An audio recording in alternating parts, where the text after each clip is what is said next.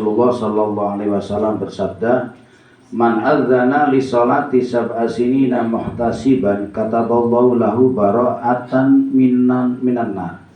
Barang siapa yang azan untuk sholat, azan untuk sholat ya, karena azan untuk selain sholat ada. Azan ketika bayi lahir sunnah diadzani, azan ketika jenazah mau dikubur ya sunnah diadzani, azan ketika ada kebakaran, kalau ada kebakaran sunnah azan. Tapi jangan azan semua, satu aja yang azan, yang lain nyari air. Semuanya azannya tidak cocok. Ada gempa azan, tapi sambil lari, jangan diem. Biar lari tempat aman baru azan. Jangan pas gempa besar tetap aja azan di tempat yang rawan kejatuhan bangunan. Itu disunahkan azan. Angin puting beliung.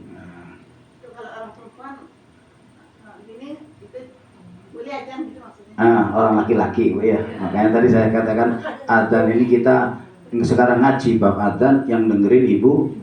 Yang nyambung cuma Biru Kama sama Bileha aja. Karena suaminya tukang adzan. Tapi kan bisa nyakit pada suaminya nanti Ustaz. Yang punya suami. Iya. Kalau saya udah lain Bu ya. Adzan itu adalah ibadah tertentu. Ibadah yang tidak semua orang bisa melakukan. Di zaman Nabi aja yang adzan cuma satu, Bilal bin Rabah. Jadi adzan itu tidak sembarangan. Kenapa? Karena manggil orang untuk menghadap kepada Allah. Nggak manggil orang ngajak sholat, Allahu Akbar, Allahu Akbar, nggak jadi datang ke masjid. Makanya saya Bu hafal adzan, tapi tidak berani adzan, takut mic-nya rusak, orang tidak ada yang datang, kan masalah ini. Anak saya baru ya tidak tahu ya suaranya ngikut siapa itu, ngikut bapaknya ada karu-karuan. Siapa yang adzan untuk sholat selama 7 tahun muhtasiban, berharap pahala kepada Allah. Maksudnya muhtasiban ini diartikan ay min ghairi ujratin, tanpa upah. Kalau yang adzan dapat upah nggak masuk hadis ini. Yang adzan yang nggak dapat upah. Biasanya yang tukang adzan yang nggak dapat upah ini yang adzannya jelek-jelek itu Bu ya. Nah ya, dan memang nggak ada yang nyuruh, dia mau sendiri. Kalau yang di masjid-masjid besar, di kota-kota itu tukang adzan digaji Bu ya. Saya waktu itu disuruh nyari orang tukang adzan dan imam itu aja, adzan dan imam di masjid daerah Jimbaran. Gajinya 6,5 juta per bulan. Wah ini luar biasa. Saya yang dapat kabar, kebetulan salah alamat. Saya yang dapat kabar, tak tawarkan sama teman-teman nggak ada yang Kalau ada orang adzan yang lillahi ta'ala, adzan yang tidak ada upah sampai 7 tahun jadi tukang adzan, kata Allahu lahu bara'atan minan nar, maka dia akan dicatat oleh Allah orang yang terbebas dari siksa neraka. Ini yang tukang adzan luar biasa. Wa qala sallallahu alaihi wasallam, Rasulullah sallallahu alaihi wasallam bersabda, man adzana isnata asarata sanatan wajabat lahu al jannah. Barang siapa yang adzan 12 tahun jadi tukang adzan, maka wajib baginya mendapatkan surga. 7 tahun bebas dari neraka, 12 tahun sebagai ahli surga. Waalaikumsalam warahmatullahi. Silakan Bu Haji, sebelah sini Bu Haji. Silakan sini, masih kosong.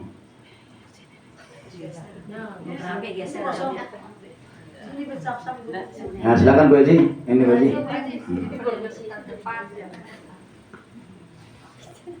Ini 12 tahun Bu ya jadi tukang adzan. Bayangkan kalau ada orang tukang adzan dari muda sampai mati. Luar biasa Bu ya tukang adzan. Wa qala sallallahu alaihi wasallam, Rasulullah bersabda, salah satu ya'simuhumullahu ta'ala min adabil qabri. Ada 3 orang yang oleh Allah Subhanahu wa ta'ala akan dijaga dari siksa kubur. Jadi 3 golongan orang yang ketika mati nggak akan disiksa di kuburan. Siapa itu? Yang pertama asyahid, orang yang mati syahid. Orang syahid itu ada 3 macam. Ada syahid akhirat, fakot akhirat saja. Ada yang syahid dunia, fakot syahid dunia saja. Ada syahid dunia dan akhirat. Orang yang syahid akhirat, dia di akhiratnya nanti kumpul sama orang-orang yang mati di medan perang. Tapi waktu meninggal jenazahnya dirawat seperti layaknya jenazah biasa. Jadi dia tidak pernah ikut perang dia. Dia mati-mati biasa. Tapi di akhirat kumpul sama orang-orang yang mati syahid. Ini jenazahnya dimandikan, dikafani, disolati, kemudian dikubur. Tapi di kuburannya dia kumpulan sama orang-orang yang mati syahid, yang mati di medan tempur. Siapa ini? Contohnya aman kutila zulman, orang yang mati didolimi, ya, mati didolimi, baik dolim secara dohir atau secara batin. Yang secara dohir dibunuh secara terang-terangan atau dibunuh secara batin, disantet, ya, mati syahid, ya.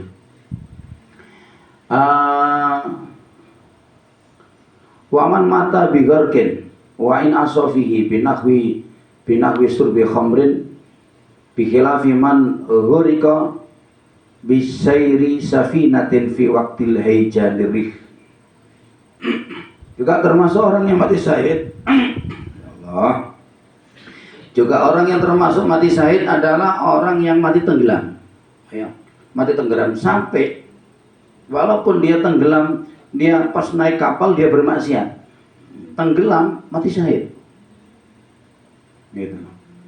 Asalkan waktu naik kapal atau naik perahu dia dalam keadaan anginnya bagus. Kalau dia naik anginnya kenceng dan punya prediksi nanti kapal ini bisa tenggelam gara-gara angin yang kenceng, kok dia tetap terjang tenggelam, itu mati sangit. Mati sangit, bukan mati syahid. Kenapa? Dianggap bunuh diri. Ya. Tapi kalau berjalan anginnya bagus, kok tiba-tiba di tengah anginnya jelek, baru tenggelam, itu mati syahid. Kenapa kok sampai orang yang orang yang maksiat aja sampai di sini digambarkan wa in asofihi wal binahwi sarbi khamrin, misalnya pas naik kapal dia lagi minum arak, mati, tenggelam, mati syahid. Kok bisa? Oh mungkin, Bu, ya. Orang ketika tenggelam kan nggak langsung mati. Ketika orang tenggelam itu yang diingat itu pasti Allah, tidak ada siapa-siapa. Lah mungkin mayoritas orang yang tenggelam itu ada kesempatan untuk minta tolong kepada Allah, ingat kepada Allah, atau beristighfar kepada Allah. Ya, pasti dia ibu-ibu yang ingat masih waktu naik kapal, itu yang diingat siapa, Bu? Allah yang diingat. Jadi ibu-ibu yang mau tenggelam, tapi alhamdulillah selamat, Bu, ya.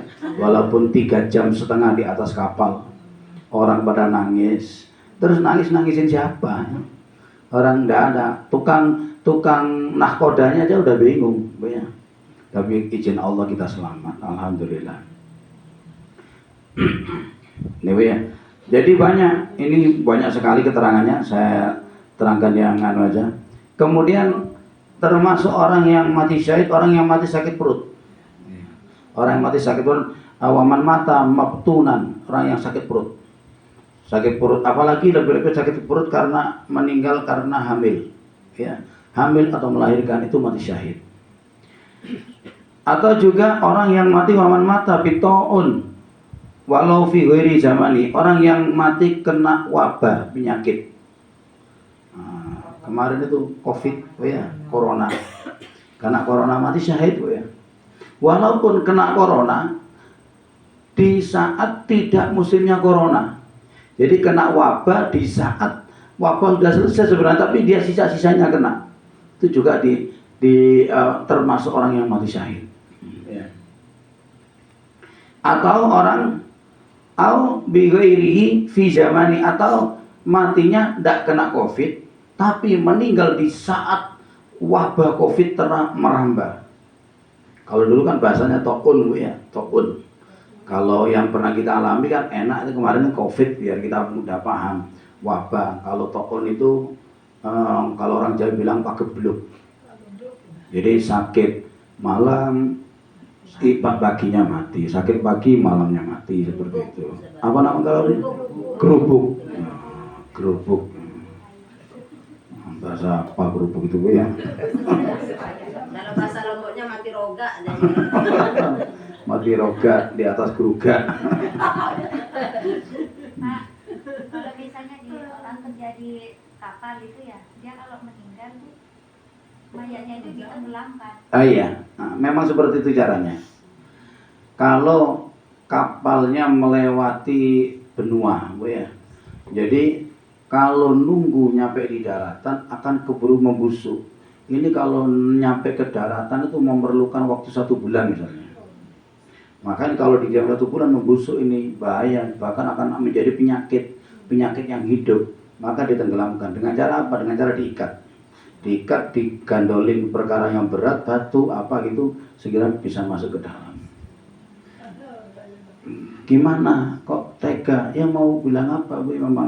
Memang seperti itu kondisinya. Kalau didiamkan di kapal malah bahaya, ketika sudah membusuk akan menjadi penyakit bagi yang hidup gitu. Tapi sekarang bisa dibawa, Bu ya. Kenapa? Karena sekarang itu kan sudah canggih, perjalanan itu cepat sekali sekarang. Kalau dulu memang percaya, zaman dulu itu kan pakai angin. Jadi pakai angin, kalau mau ke barat pas anginnya ke timur ya nggak nyampe. Makanya ceritanya orang-orang dulu itu kalau udah berlayar itu sampai kadang berbulan-bulan di atas laut. Sehingga kemudian ada syariat seperti itu. Itu termasuk mati syahid? Ya, ini orang mati di atas kapal ini, Bu ya. Nah, jadi mati di atas kapal, cuma airnya jasadnya ditenggelamkan gitu ya. Nah, ini karena yang diterangkan di sini mati tenggelam, ya, bukan jasad yang ditenggelamkan, tapi mati tenggelam.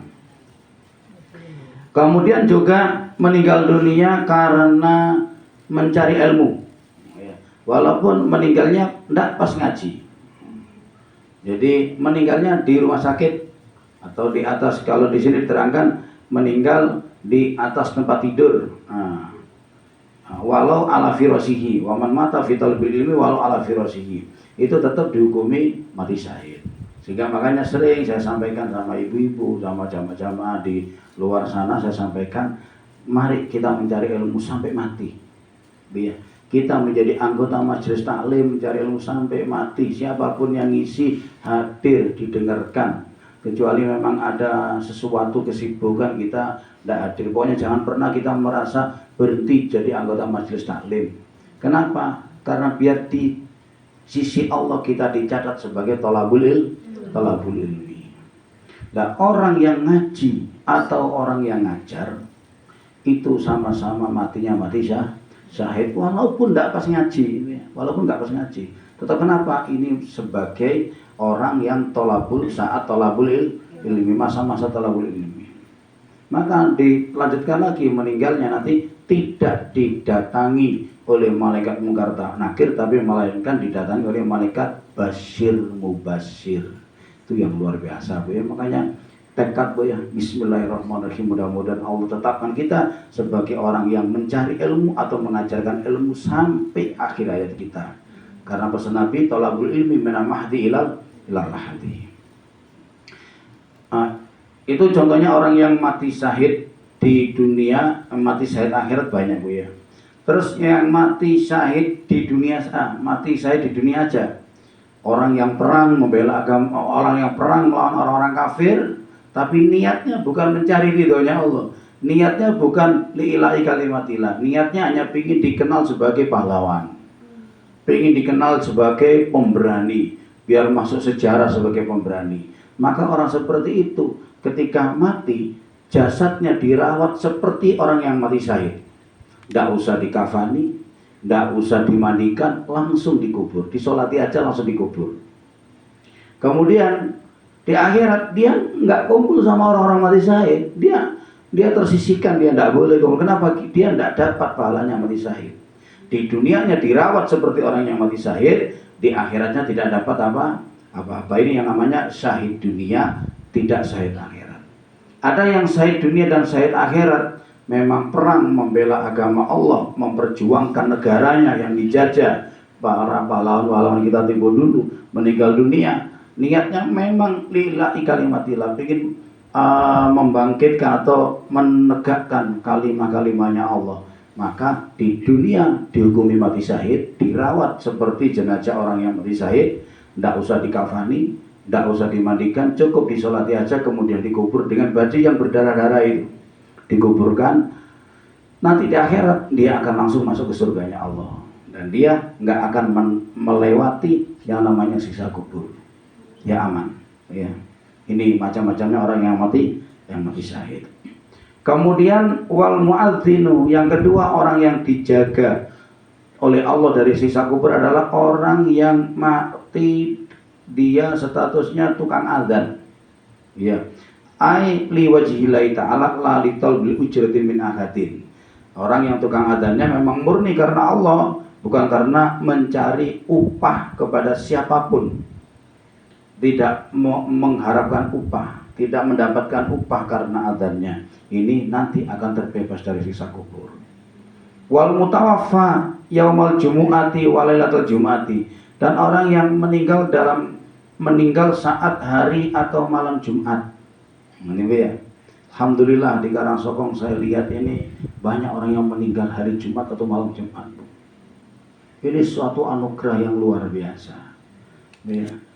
Gimana Pak kalau ada tukang maksiat matinya mati hari Jumat atau malam Jumat? Ya tetap dia terbebas dari siksa kubur. Kenapa? Karena Rasulullah sudah mengatakan seperti itu.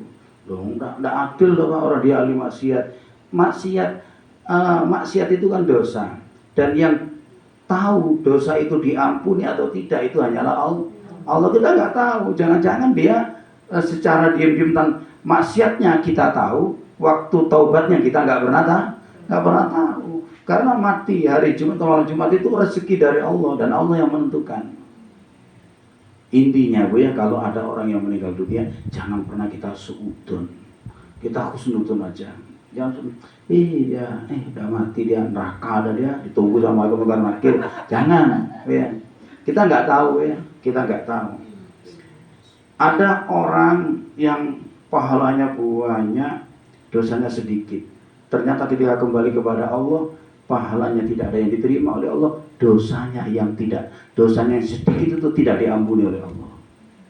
Ada orang yang dosanya banyak, pahalanya sedikit, ternyata dosa yang banyak itu diampuni oleh Allah dan pahala yang sedikit diterima. Allah ridho dengan pahala sedikit. Kita nggak pernah tahu. Makanya intinya ya, kita jangan pernah ngurusi hidupnya orang, dan jangan pernah kita memvonis orang. Kenapa? Karena kita ini tidak ada yang punya jaminan. Jaminan kita selamat dari siksa kubur nggak ada. Jaminan dari selamat dari siksa neraka nggak ada. Kita nggak ada yang jamin, nggak tahu.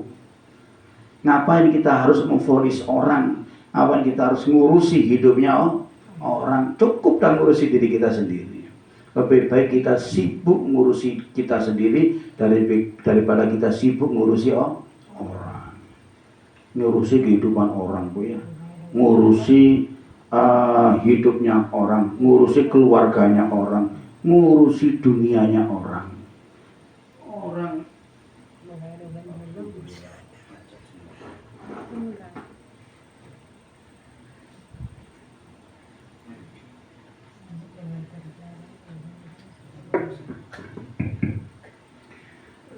Nah, kita sibuk ngurusi dunianya orang.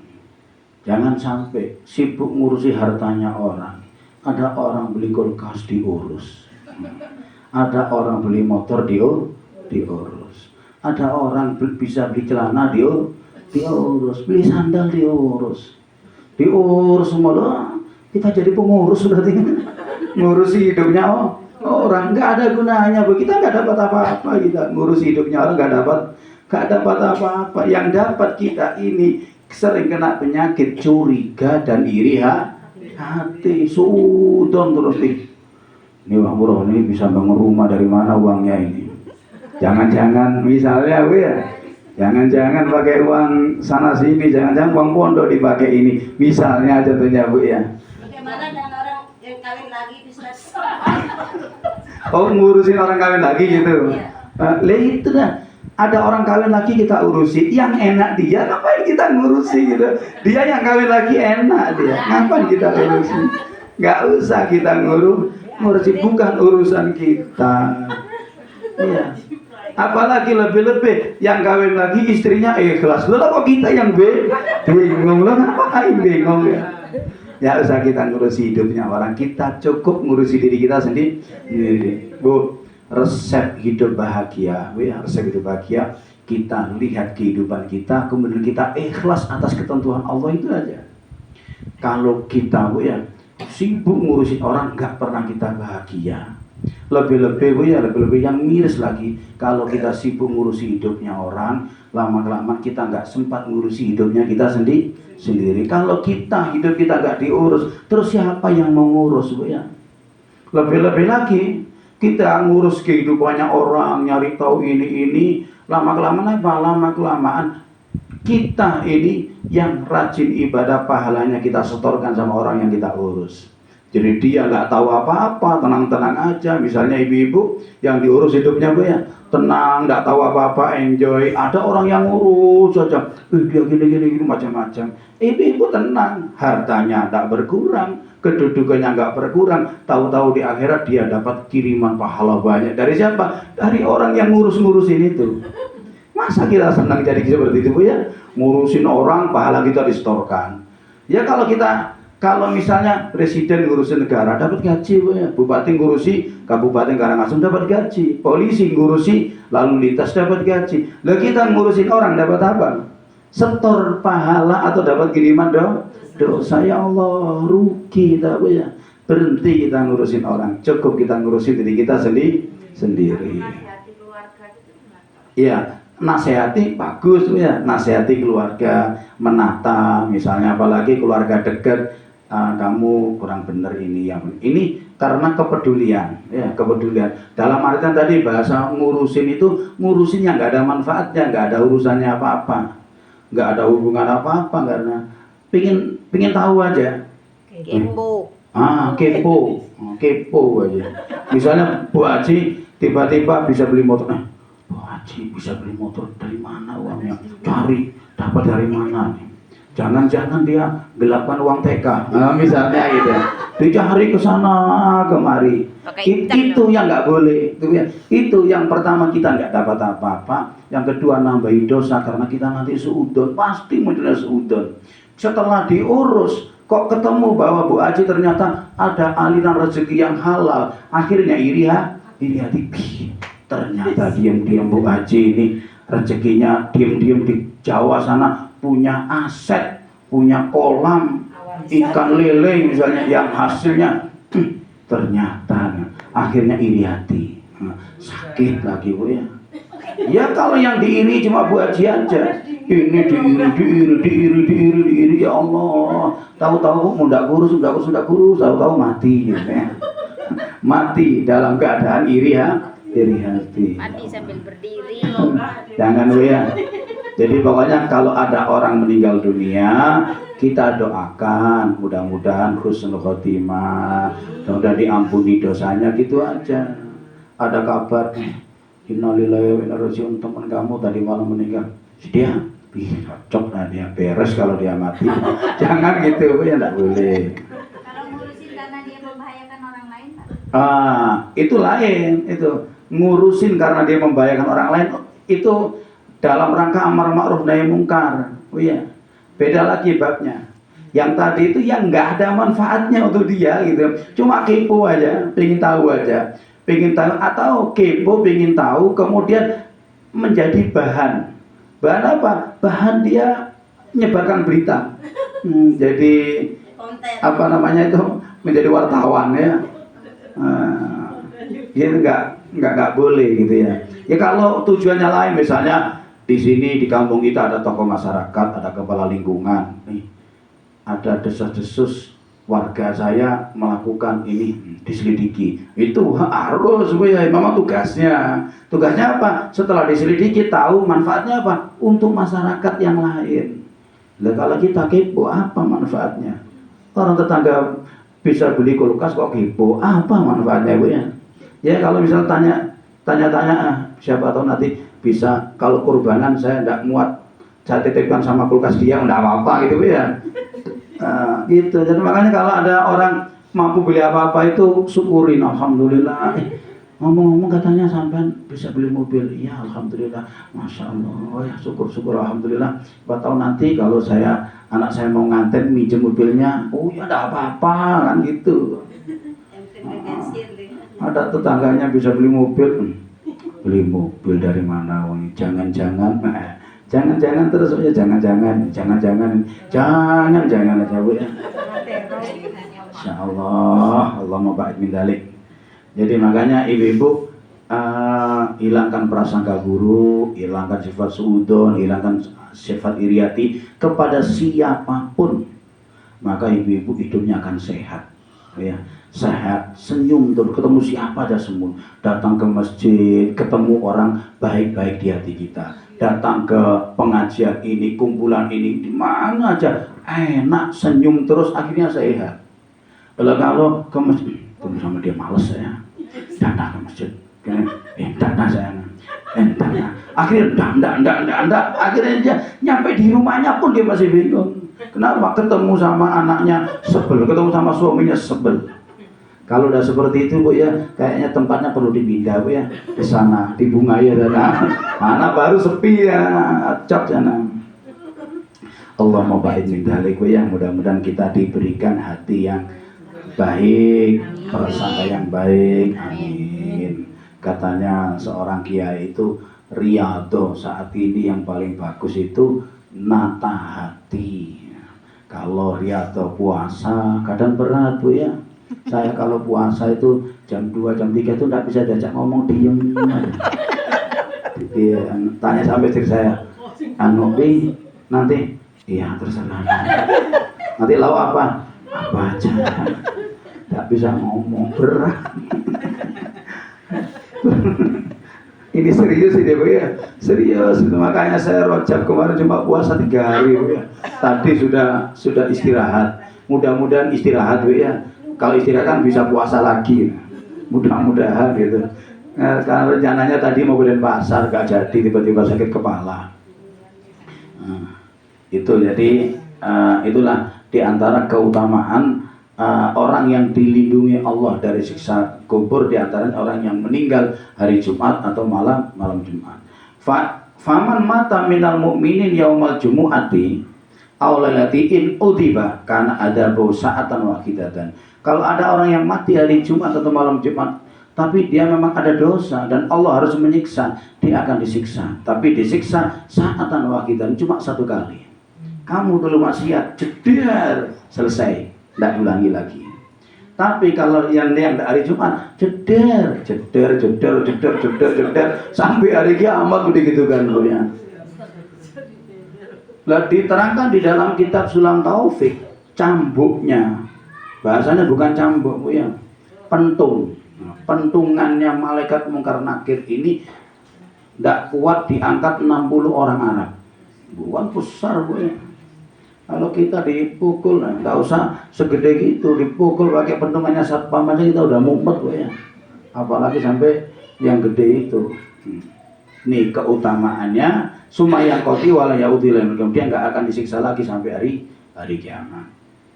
Bapak Allah sallallahu alaihi wasallam, Rasulullah sallallahu alaihi wasallam bersabda, lau ya'lamu annasu ma fin nida wa saffi al awal summa la yajidu illa ayyastahimu alaihi lastahamu.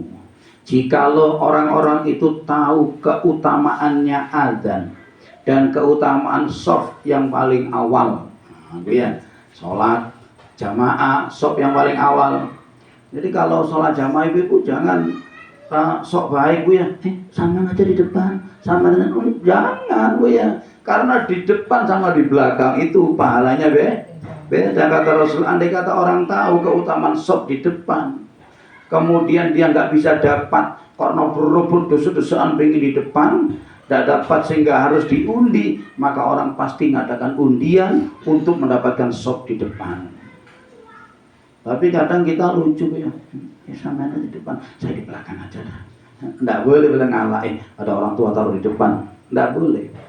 Karena apa? Haknya yang di depan itu haknya orang yang datang lebih dulu.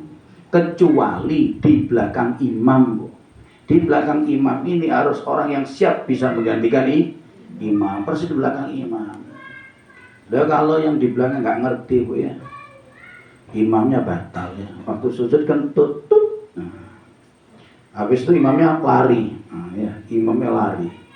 Lah makmumnya di belakang nggak ngerti caranya ganti, akhirnya tolak itu bahaya Bu ya. Ceritanya itu pernah Bu ya, ceritanya di kampung saya, Bu ya. Sholat duhur, waktu sujud, ya nggak kedengeran kentutnya. Katanya imamnya teman saya, imamnya batal. Tiba-tiba waktu sujud itu nggak bilang-bilang dia meninggalkan imam. Makmumnya sujud lama, kok lama diinter gitu, imamnya nggak ada. Insya Allah, ini nyata ini, kejadian nyata ini. Ini makanya yang di belakang ini, yang di belakang ini harus orang yang siap menggantikan imam, mengerti tata caranya.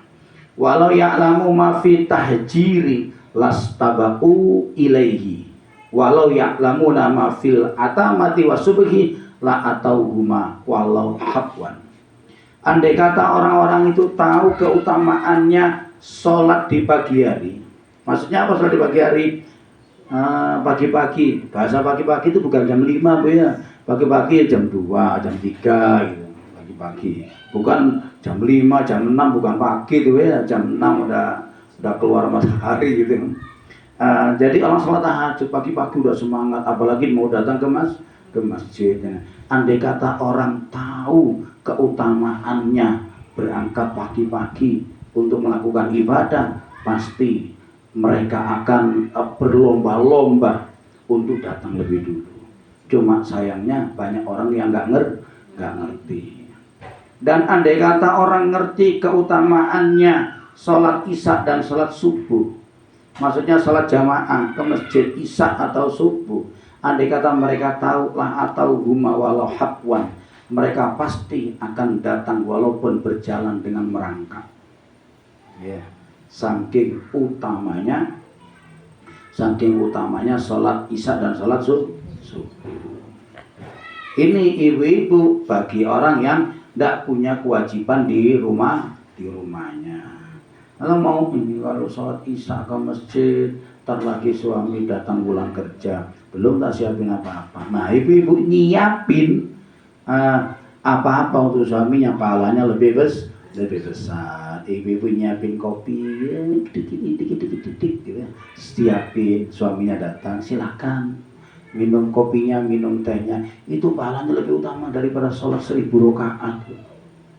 Nah, buatin kopi enak, lebih gampang buatin kopi. Nah, enggak apa-apa, disiapin dulu, ditata dulu, baru ditinggal. Jangan kayak yang itu ya, yang kasus naudzubillah min dzalik. Jadi suaminya pulang dari sawah, enggak ada apa-apa, enggak masak apa-apa, dicari istrinya lagi senam. Istri lagi senam, marah suami, kompornya diangkat dibanting-banting. Gara-gara istrinya senam. Ini kisah nyata ini Bu ya. Insya Allah. Makanya orang perempuan itu sama Rasulullah tidak ditekankan jamaah. Jamaah boleh, bagus, dapat keutamaan jamaah, tapi nggak ditekankan, nggak diancam kayak orang-orang laki. Kalau orang laki kan ditekankan, memang harus sholat ke masjid itu harus. Tapi kalau orang perempuan boleh di masjid, boleh di rumah. Wa qala sallallahu alaihi wasallam man sami'a an-nida faqabbala ibahamaihi. Barang siapa yang mendengarkan azan kemudian dua jempolannya dicucuk, dikecup, fawadu'a ala ainaihi, kemudian ditaruh di kedua matanya, waqala dan berkata marhaban bi dzikrillahi ta'ala qurrata ayunina bika ya Rasulullah. Ini bacanya Bu ya. Marhaban bi dzikrillahi ta'ala qurratu ayunina bika ya Rasulullah. Maka kata Rasulullah, fa ana syafi'u yaumal kiamat. Saya akan memberikan syafaat kepadanya di hari kiamat. Wa qaituhu ilal jannati, dan dia nanti akan duduk-duduk bersamaku di surga. Ada lagi hadis yang hampir mirip tapi keutamanya beda. Dulu saya waktu ngaji di hadis Abi Jamrah, dulu sering amalkan Bu ya. Dulu saya pernah kemudian sembuh dengan sendirinya dulu. Terus itu lama tidak ngamalin. Dan sekarang harus pakai kacamata. Kalau tidak pakai kacamata, kalau gini tidak lihat Bu. Tapi kalau jauh gini lihat ya. Ini lihat, masa maju gini Bu ya, tidak sekali ngaji gini. Kalau gini tidak bisa baca ya. Nah, akhirnya perlu bantuan. Padahal dulu pernah ngaji. Dulu pernah ngaji ketika mendengarkan adzan asyhadu anna Muhammadar Rasulullah. Ya. Asyhadu anna Muhammadar Rasulullah, kemudian dijawab asyhadu anna Muhammadar Rasulullah, kemudian marhaban ya habibi wa qurrata aini Muhammad bin Abdullah. Langsung bisa. Nah, misalkan gini. Terus dengar adzan lagi, asyhadu anna Muhammadar Rasulullah, dijawab asyhadu anna Muhammadar Rasulullah, marhaban ya habibi wa qurrati aini Muhammad bin Abdullah. Ini yang memberi ijazah dulu di pondok itu almarhum Al-Mahfurlah Bayai Johari Jawawi. Informasi beliau meninggal umur 84. Beliau tidak pernah tidak pernah pakai kacamata walaupun baca kitab kecil-kecil. Umur 84. Saya masih baru 44, ini udah aduh bahaya. Udah ditegur. Itu dah. Ini udah rabun nih matanya. Plus ya tanya Bu ya. Nah itu keutamaannya Bu ya. Jadi mendengarkan adzan. Nah itu keutamaan adzan. Kemudian kita lanjut ke bab yang ke-9. Al-babu at-tasi' fi fadilati salatil jamaati. Bab yang ke-9, keutamaan salat berjamaah. Salat berjamaah. Kalau adzan sudah Bu ya, yang pasti ibu-ibu tidak perlu adzan Bu ya. Nanti gara-gara dengar keutamaan adzan terus jadi muadzin gitu ya. Jangan. Usahanya aku seorang laki-laki. Sekarang baru kita salat berjamaah. An Abi Hurairah radhiyallahu anhu qala. Dari Abi Hurairah radhiyallahu anhu beliau berkata, "Ausani habibi Rasulullah sallallahu alaihi wasallam." Kekasihku Rasulullah telah berwasiat kepadaku, kata Abu Hurairah. Faqala li, beliau bersabda kepadaku, ya Abu Hurairah, tahi Abu Hurairah, sholli ma'al jamaati, sholatlah kamu dengan berjamaah. Walaupun tajalisan, walaupun kamu sholat dalam keadaan duduk. Fa innallaha yu'tika bikulli sholatin sawaba khamsin wa isrina fi ghairil jamaati, karena Allah akan berikan kepadamu setiap satu sholatan dapat pahala 25 derajat fi ghairil jamaati. Maksudnya perbandingannya, kalau sholat biasa dapat 1, kalau jamaah dapat 25 derajat. Wakilah ada hadis lain menerangkan 27 derajat. Ini Bu ya. Jadi keutamaannya sholat berjamaah. Walaupun dalam keadaan duduk, ini perlu saya sampaikan, sholat ketika tidak mampu berdiri Bu ya. Ketika tidak mampu berdiri maka boleh duduk. Tapi ketika mampu duduk tidak boleh, tidak duduk dengan benar. Makanya saya masih nggak tahu, saya masih nggak tahu dalilnya keterangan orang yang sholat di atas kursi. Memang di Masjidil Haram itu disiapin kursi. Kalau dia orang sholat di atas kursi karena tidak mampu duduk, tidak mampu berdiri, boleh duduk di kursi. Tapi saatnya dia sujud, dia mampu tidak sujud? Kalau mampu harus sujud, Bu ya. Tidak boleh dia tidak mampu berdiri kemudian sujudnya di kursi begini aja. Tidak boleh. Atau dia mampu duduk tahiyat akhir, tahiyat awalnya, dia harus posisi yang sempurna duduknya. Sehingga makanya kalau tidak mampu berdiri, lebih baik sholat duduk di bawah. Ketika waktunya sujud ya sujud. Kecuali memang tidak mampu sujud, tidak mampu duduk karena kakinya mungkin habis jatuh bengkak, bisanya hanya duduk di kursi, ya duduk di kursi tidak apa-apa. Ya. Kalau ada orang tidak mampu duduk, tidak mampu sujud, tapi mampu berdiri, tidak boleh dia duduk di kursi, harus berdiri. Oh ya. Karena dia mampu berdiri. Kemudian saatnya sujud karena tidak mampu sujud, karena mungkin lututnya sakit, ya duduk di kursi tidak apa-apa. Jadi tidak semata-mata kemudian ketika tidak mampu berdiri, kemudian dia duduk di kursi, terus duduk di kursi sampai selesai. Tidak dibenarkan itu ya. Kenapa? Karena dia masih mampu sujud, dan sujud itu wajib ya. Sujud itu wajib, dan sujud itu dengan 7 perkara.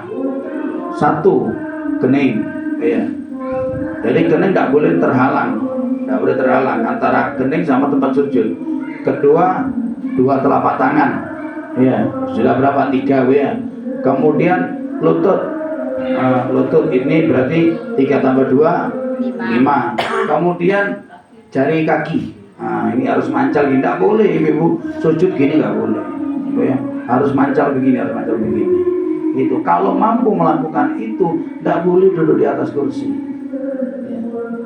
Tapi kadang pernah saya ingatkan, dan orang lain yang mengingatkan, saya cuma menyampaikan dan terdiamkan bahasanya, orang di Mekah dikasih kok, repot ya, dalil di Mekah gitu ya.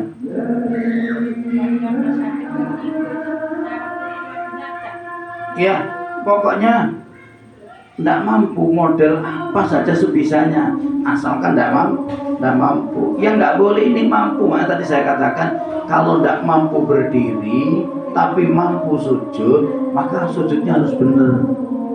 Tidak boleh duduk di kursi aja. Kan ada yang duduk di kursi terus begini. Kalau sholat sunnah, Bu ya, kalau sholat sunnah boleh mampu berdiri, sholat dengan duduk nggak apa-apa. Sholat sunnah sambil jalan di kendaraan tidak apa-apa. Misalnya ibu-ibu lagi perjalanan kemudian waktunya sholat duha ini tidak bisa berhenti, ya sholat duha di kendaraan tidak apa-apa. Gimana tidak menghadap kiblat? Nggak apa-apa, yang penting ketika takbir aja menghadap ke kiblat, Allahu Akbar. Dah cukup sholat itu terserah dah. Mau menghadap kemana nggak apa-apa, asalkan itu sholat sunnah. Kalau sholat wajib enggak. Wa qala Nabi sallallahu alaihi wasallam, Rasulullah bersabda, fadlus salati jamaati ala salati rajuli wahdahu khamsun wa isruna darajatan. Keutamaan salat jamaah atas salat sendirian bagi orang laki-laki yaitu selisih 25 derajat. Wa fadlus salati tatawwu'i fil baiti ala fi'liya fil masjid ka fadli salatil jamaati an salatil mufarridi. Salat sunnah di dalam rumah ala fi'liha fil masjid, keutamaan sholat sunnah di dalam rumah daripada sholat di masjid ini seperti halnya keutamaannya sholat berjamaah atas sholat sendiri. Maksudnya apa? Kalau sholat sunnah lebih utama di rumahnya daripada di masjid. Makanya Rasulullah tidak pernah sholat sunnah di masjid, malah sholat ba'diyah sama qobliyah. Itu Rasulullah mau ke masjid itu sholat dulu di rumahnya baru masuk. Makanya Rasulullah ini kalau sholat Jumat keluar dari rumah Rasul langsung menuju ke mimbar. Makanya tidak pernah dilihat Rasulullah sholat qobliyah Jumat itu kan dari rumah langsung. Nah, makanya ibu-ibu kalau ada masjid imaman sampingnya itu ada ruangan, Bu ya, ada ruangan biasanya kan. Ini sebenarnya itu disiapkan bagi para khotib untuk mengikuti sunnah Rasul. Jadi guru saya kalau mau jadi khotib di masjid itu, beliau itu sudah diem di ruangan belakang masjid itu. Jadi nanti ketika muadzin adzan kemudian itu Bilal, kalau di sini membaca innallaha ma'al Nabi selesai, baru kiai muncul dari ruangan di dalam masjid itu langsung menuju ke mimbar. Gitu. Dan Rasulullah seperti itu. Ini ya. Jadi kalau sholat sunnah lebih utama di dalam rumah, asalkan di rumahnya memang enak pakai sholat. Kalau sekiranya ndak, ibu-ibu sholat isya di masjid, pulang mau sholat sunnah di rumah, nyampe di rumah ketemu TV gak jadi sholat, ketemu cucu gak jadi sholat, ketemu teman ngobrol sampai lama gak jadi sholat. Maka untuk sebagai tanda bukti kita pindah di tempat sujud, maka cukup kita mundur sedikit, pindah tempat, ya. Pindah tempat dari tempat sujudnya sholat fardu, cukup mundur sedikit aja sebagai tanda bahwa kita sudah pindah dari tempat sholat wajib, seperti itu. Jadi kalau sekiranya tidak nyaman sholat di rumah, ya nggak apa-apa di masjid. Cuma utamanya di rumah. Ya, ini diantara pesannya Rasulullah, jangan kau jadikan rumah kamu seperti kuburan. Maksudnya apa? Tidak pernah dipakai ngaji, tidak pernah dipakai sholat, tidak pernah dipakai zikir gitu. Alhamdulillah, ibu jamaah pengajian yang dirahmati Allah. Mudah-mudahan pengajian kita malam hari ini kita dapat ilmu yang bermanfaat. Mudah-mudahan Allah ridho kepada kita, Allah berkahi majelis kita. Amin Allahumma amin. Al-Fatihah. A'udzubillahi